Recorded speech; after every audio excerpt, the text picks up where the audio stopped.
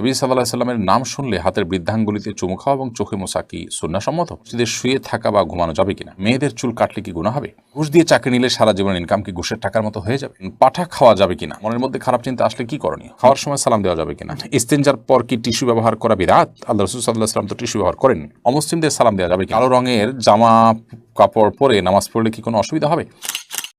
NH Nahid আপনি লিখেছেন, নবী সাল্লাল্লাহু আলাইহি সাল্লামের নাম শুনলে হাতের বৃদ্ধাঙ্গুলিতে চুমু খাওয়া এবং চোখে মোছা কি সুন্নাহসম্মত? দেখুন, এ বিষয়ে আমাদের অনেক ভাইরা নানা রকমের দলিল প্রমাণ ইত্যাদি হাজির করেন। নবী করিম সাল্লাল্লাহু আলাইহি সাল্লামের নাম শুনলে তার প্রতি দুরূদ পাঠ করতে হবে। এ বিষয়ে বহু বিশুদ্ধ হাদিস রয়েছে, পরিষ্কার হাদিস রয়েছে, এবং এটি হলো একমাত্র করণীয় যে আমরা নবী আলাইহিস সালাতু ওয়াস সালামের নাম যখন শুনবো তখন সাল্লাল্লাহু আলাইহি সাল্লাম বা বিভিন্নভাবে তার প্রতি দুরূদ প্রেরণ করব। এর বাইরে আমাদের আঙ্গুলে চুমু খাওয়া এবং সেই চুমু খাওয়া আঙ্গুল চোখে মোছা, এটা কোরআন কিংবা হাদিসের কোনো নির্দেশ নয়। এটি নবী সাল্লাল্লাহু আলাইহি সাল্লাম থেকে প্রমাণিত বিশুদ্ধ কোনো হাদিস দ্বারায় নবী সাল্লাল্লাহু আলাইহি ওয়াসাল্লাম থেকে বর্ণিত কোনো বিশুদ্ধ হাদিস দ্বারা প্রমাণিত নয়। এর মাধ্যমে চোখের যদি বাড়ে উপকার হয় বা এটা মহব্বতের প্রকাশ হয় ইত্যাদি, এই সমস্ত কথাগুলো অন্যদের কথা, কোরআন এবং হাদিসের কথা নয়, কোরআন হাদিস থেকে প্রমাণিত কোনো বিষয় নয়।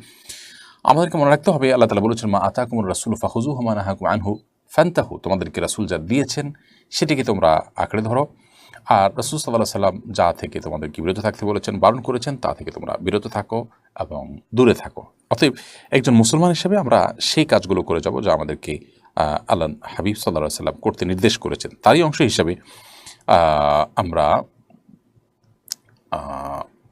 নবী সাল্লাল্লাহু আলাইহি সাল্লাম নাম শোনার পর দুরূদ পাঠ করব, আর আঙ্গুলে চুমু খাওয়া চোখে মোছার নির্দেশ যেহেতু তিনি করেননি, কোরআন হাদিস দ্বারা প্রমাণিত নয়, বিধায় সেগুলো থেকে আমরা বিরত থাকবো।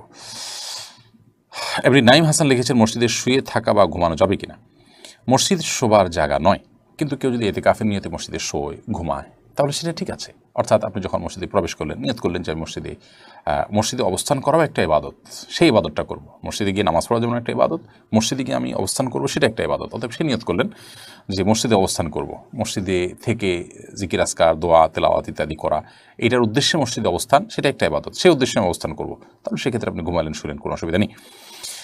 কিন্তু এমনিতে আপনি মসজিদকে হোটেল বানালেন, আপনি এটাকে একরকম ম্যাচের মতো বানালেন যে বাহিরে আপনি সমস্ত কাজ কামে মাশগুল থাকেন, মসজিদে এসে শোন, মসজিদে এসে ঘুমান, জাস্ট সময় কাটান, শোয়ার জন্য মসজিদে আসেন, এরকম হলে সেটা অবশ্যই জায়েজ নয় এবং মসজিদ এটার জন্য তৈরি হয়নি। সাবিহা শান্তা আপনি লিখেছেন, মেয়েদের চুল কাটলে কি গুনাহ হবে? মেয়েদের চুল যদি কেটে আপনি ছেলেদের মতো করে ফেলেন বা কোনো ফাসিকা নারীর সাথে চুল কেটে তার আদলে তার স্টাইলে চুল রাখেন, তাহলে সেটা নিষিদ্ধের আওতায় পড়বে। এছাড়া এমনিতে চুল অনেক বড় হয়ে গেছে, একটু কাটলেন, তো এটা নিষিদ্ধ নয়। উম্মাহাতুল মুমিনিনদের থেকে চুল কাটার বিষয়ে প্রমাণিত আছে। কিন্তু এর মানে এই না যে ওই যে বললাম চুল কেটে আপনি পুরুষের মতো করে ফেললেন, যে নারী পুরুষ আলাদা করার কোনো সুযোগ নেই, অথবা আপনার কোনো ফাসেকা নারীর চুলের স্টাইল আপনি ধারণ করলেন, সেরকম যদি হয় তাহলে সেটা নিষিদ্ধের আওতায় পড়বে। কারণ মান তাশাব্বাহা বিকওমিন ফাহুয়া মিনহুম, যে ব্যক্তি কোনো জাতির সাদৃশ্য গ্রহণ করে সে তাদের অন্তর্ভুক্ত হবে। তাছাড়া নবী সাল্লাল্লাহু আলাইহি ওয়াসাল্লাম বলেছেন, লাআনাল্লাহুল মুতাশাব্বিহাত মিনান নিসাই বির-রিজাল, যেসব নারীরা পুরুষদের সাথে বিভিন্ন তাদের আচার আচরণ, তাদের কাজকর্ম, পোশাক আশাক ইত্যাদিতে কোনো পুরুষের সাথে সাদৃশ্য গ্রহণ করে সে তাদের অন্তর্ভুক্ত হয়। অতএব সে জিনিসটা যেন না হয় সেটা খেয়াল রাখতে হবে। এটা খেয়াল রেখে আপনি যদি চুল কাটেন, খুব বেশি লম্বা হয়েছে, আপনি চুলের কিছু অংশ কাটলেন, তাহলে সেটা নিষিদ্ধের আওতায় পড়বে না ইনশাআল্লাহ তাআলা। নারুজ্জামান সরকার এআইডি থেকে আপনি লিখেছেন, ঘুষ দিয়ে চাকরি নিলে সারা জীবনের ইনকাম কি ঘুষের টাকার মতো হয়ে যাবে? না, ঘুষের টাকা দিয়ে, ঘুষ দিয়ে যদি চাকরি নেন, চাকরিটা যদি হালাল হয় তাহলে আপনার সারা জীবনের ইনকামটাই হারাম হয়ে যাবে, এটা সেরকম না। তবে ঘুষ দিয়ে চাকরি দিয়ে যে অন্যায় করেছেন সেটুকু আপনি হারাম কাজ করেছেন, এবং তার জন্য আল্লাহর কাছে আপনাকে তওবা করতে হবে, ইস্তেগফার করতে হবে, এবং গুনাহ থেকে বেরিয়ে আসার জন্য চেষ্টা করতে হবে। পরবর্তীতে যেন আর কখনো না হয় ভুল, সে চেষ্টা করতে হবে, কিন্তু পরবর্তীর উপার্জনগুলো আপনার এর কারণে সবগুলো হারাম হয়ে যাবে না। মোহাম্মদ আব্দুল খালেক লিখেছেন, পাঠা খাওয়া যাবে কিনা? জি, পাঠা খাওয়া হালাল হবে, পাঠা খাওয়া কোনো হারাম হবে না। সাইমন সামি আপনি লিখেছেন, মনের মধ্যে খারাপ চিন্তা আসলে কি করণীয়? মনের মধ্যে খারাপ চিন্তা যদি আসে তাহলে সেক্ষেত্রে প্রথমত সেখান থেকে নিজেকে সরাবার জন্য আপনার চেষ্টা করা। খারাপ চিন্তা যে কারণে আসে, যে জায়গায় গেলে আসে, বিচরণ করলে সেই জায়গাগুলোতে সরে আসা এটা কর্তব্য। আর আল্লাহ সম্পর্কে, আখিরাত সম্পর্কে বাজে চিন্তা ইত্যাদি অনেক সময় আসে, এরকম আসলে তাহলে সেক্ষেত্রে বাম দিকে 3 বার প্রতীকী থুতু ফেলে, থু থু থু এভাবে 3 বার প্রতীকী থুতু ফেলা, এবং আমানতু বিল্লাহি ওয়া রাসূলিহি পড়া, এবং আউযু বিল্লাহি মিনাশ শাইতানির রাজিম পড়া। এগুলোর মাধ্যমে ইনশাআল্লাহ বিদিনিল্লাহ আমরা মনের বাজে চিন্তাকে দূর করার চেষ্টা করতে পারি। সোহানুর রহমান শিহাব আপনি লিখেছেন, খাওয়ার সময় সালাম দেওয়া যাবে কিনা? খাওয়ার সময় সালাম দেওয়া নেওয়াতে মৌলিকভাবে কোনো অসুবিধা নেই, যদি ডিস্টার্ব ফিল না করেন যাকে সালাম দিয়েছেন তিনি, তাহলে সেক্ষেত্রে খাওয়ার ফাঁকে ফাঁকে আমরা কথা বললে সেটা যেরকম নাজায়েজ নয়, ঠিক সালাম আদান প্রদান করলে সেটা নাজায়েজ নয়। আমরা অনেকে মনে করি খাওয়া আর ইবাদত করা সমান, খাওয়া আর নামাজ পড়া সমান, এরকম অনেক মুখরোচক কথা বা অনেক বলি আমরা শুনতে পাই, এগুলোর কোনো ভিত্তি নেই। নামাজ এরকম কথা বলা যায় না, সালাম দেওয়া যায় না, খাওয়ার সময় এরকম কথা বলা যাবে না, বোবার মতো বসে খেতে হবে এবং সালাম দেওয়া যাবে না, এরকমটি আমরা অনেকে মনে করি, এটা সঠিক নয়।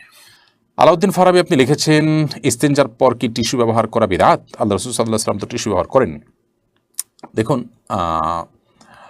আপনি স্টুল পাসের পর, পায়খানা করার পর, আপনার ইস্তেঞ্জা করার পর কোনো কিছু দিয়ে পরিচ্ছন্ন হলেন, সেটা কোনো পাথরের টুকরা হতে পারে, কোনো মাটির টুকরো হতে পারে, বা অন্য কিছু দিয়ে আপনি করলেন, সম্মানজনক কোনো কিছু দিয়ে করলেন না, জাস্ট সাধারণ কোনো যে এটার জন্যই উপযোগী কোনো কিছু দিয়ে আপনি পরিষ্কার করলেন, এরপর আপনি পানি ব্যবহার করলেন, এটা হাদিস দ্বারা প্রমাণিত। অতএব সেটা আপনার ঢিলাই হইতে হবে, অর্থাৎ মাটির চাকাই হতে হবে, কিংবা পাথরের কুচি টুকরাই হতে হবে, এটা বাধ্যতামূলক না। টিস্যু নবী সাল্লাল্লাহু আলাইহি ওয়াসাল্লাম ব্যবহার করেনি, নবী করিম সাল্লাল্লাহু আলাইহি ওয়াসাল্লাম তো এই কাপড়ও ব্যবহার করেনি, তার সময় তো এই সুতা এই কাপড় ছিল না। নবী করিম সাল্লাল্লাহু আলাইহি ওয়াসাল্লাম তো চশমা ব্যবহার করেনি, তার সময় এটা ছিল না। দুনিয়াবী বিষয় মূলগতভাবে যেটা কোনো ইবাদত না। আমি এই টিস্যুটা ব্যবহার করছি, টিস্যুটা ব্যবহার করলে সওয়াব বেশি হবে, ইট বা পাথর ব্যবহার করলে সওয়াবটা কম হবে, মাটির চাকা ব্যবহার করলে সওয়াবটা কম হবে, এরকম তো না। অর্থাৎ এটার সাথে সওয়াবের সম্পর্ক নেই, এটা নিছক একটা মাধ্যম পরিবর্তন হতে পারে। নবী সাল্লাল্লাহু আলাইহি ওয়াসাল্লাম তো এই কলম দিয়ে লেখেন নাই, আমরা তো এই কলম দিয়ে লিখছি। তিনি যে কনফিডেন্স সাথে এরকম না, তাহলে আমারটা কি বিদআত হবে? না, এটা বিদআত হবে। বিদআত হলো গায়রে দীরা দিন সমর্দন বিদআত, যেটা দিন নয় সেটাকে দিন মনে করা বিদআত। টিস্যু ব্যবহার করাটা দিন, ওই মাটির চাকা ব্যবহার করাটা দিন নয়, এরকম যদি মনে করা হয় তাহলে সে বিদআত হবে। আমি টিস্যু একটা মাধ্যম হিসেবে ব্যবহার করছি, অন্য কোনো মাধ্যম থাকলে অন্যটা দিয়ে করতে পারতাম, এটা ইবাদত হিসাবে করছি না। পরিচ্ছন্ন করাটা উদ্দেশ্য, কি দিয়ে করছে এটা উদ্দেশ্য না, তাহলে সেক্ষেত্রে সেটা বিদআত হয় না, বিধায় এটা বিদআতে পরিগণিত হবে না। অমুসলিমদের সালাম দেওয়া যাবে কিনা? অমুসলিমদের সাথে সামাজিক সৌহার্দ্যমূলক সম্পর্ক বজায় রাখার চেষ্টা করতে হবে, এবং সেজন্য তাদেরকে অভিবাদন দিবেন, অভিবাদন গ্রহণ করবেন, সেটা ঠিক আছে। কিন্তু সালাম দেওয়ার যে ব্যাপারটা আছে সেটা হলো যে অমুসলিমদেরকে অমুসলিমরা যদি আপনাকে সালাম দেন তাহলে সেটা আপনি ওয়ালাইকুম বলে জবাব দিবেন। আর আগ বেড়ে তাদেরকে আপনি যত রকমের অভিবাদন আছে, সামাজিক অভিবাদন, গুড মর্নিং, গুড ইভিনিং ইত্যাদি ইত্যাদি, স্বাগতম, অন্য যা যা আছে প্রচলিত, সেগুলো আপনি তাদেরকে বলবেন।